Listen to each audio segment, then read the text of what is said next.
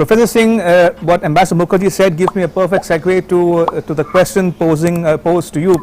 What do you make of the comparison between what India is doing and what some other countries are either doing or not doing at all? Because I'm asking you this because many countries have told their nationals to leave while they can and don't count on their national governments to bail them out or come to their rescue. But here is India launching Operation Ganga, a mammoth exercise, logistical challenges, coordination not only in New Delhi but with the respective governments in Ukraine's neighborhood. What do you make of this comparison that India is leading from the front and taking care that every Indian national stranded in Ukraine is brought to safety?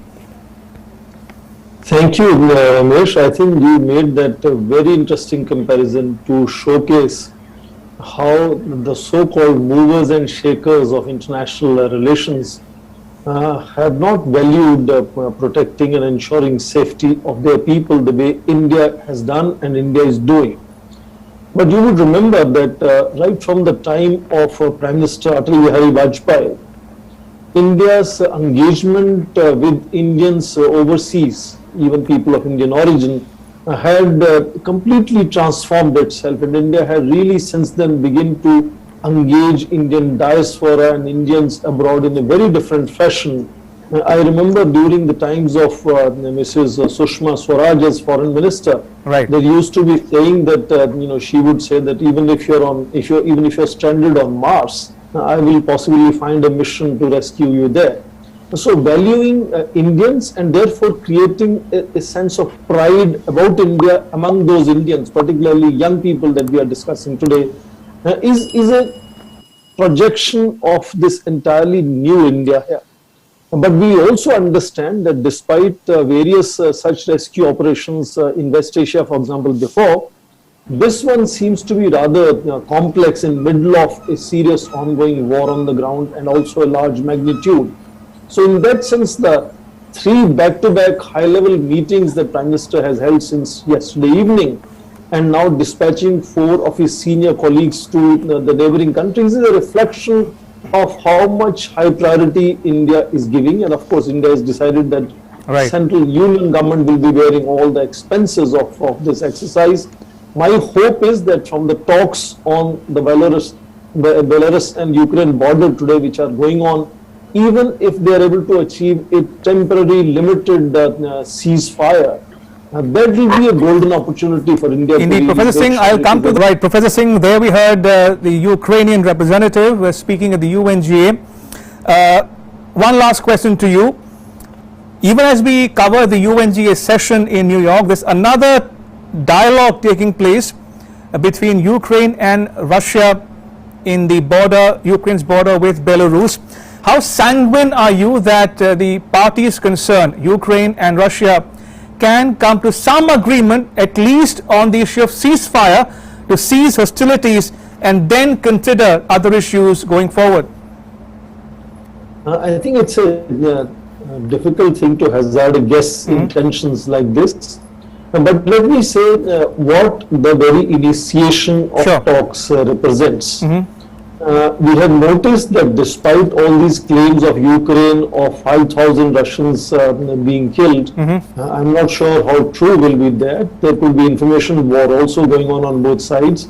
But we definitely noticed that 5 days of this onslaught and the Ukrainians have withstood it so far. Right.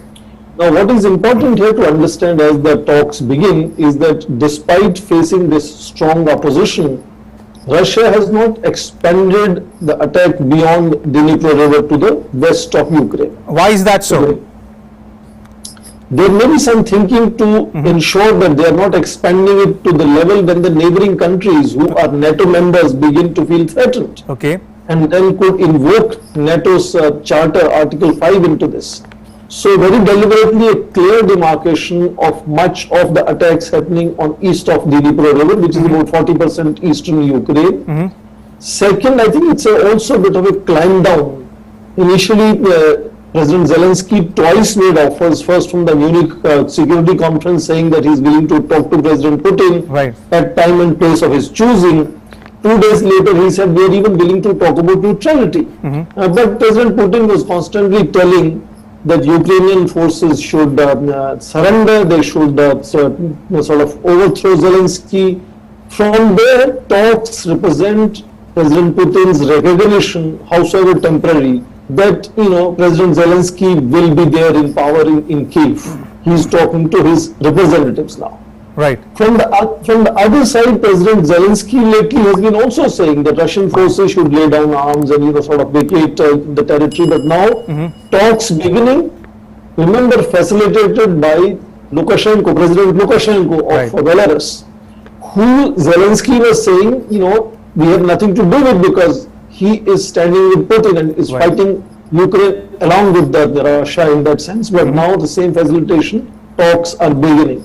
So fundamentally, I think there is a sort of recalibration on both sides here, which, if nothing else, creates atmospherics where you feel a certain hope. I don't know how true that hope will come to be, but definitely a hope. And I think, if nothing else, usually these talks will be about how to carry forward these talks further, talks about talks.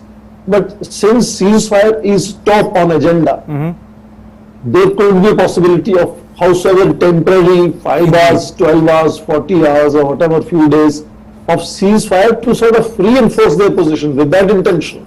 Sure. But that obviously, if that kind of ceasefire happens, as I briefly mentioned earlier, could be a golden opportunity for India to take out Indian citizens out of it. But I think it's definitely a positive start, even during the negotiation, both sides will continue to ratchet up just to bargain better for their own interests in those negotiations that will take place.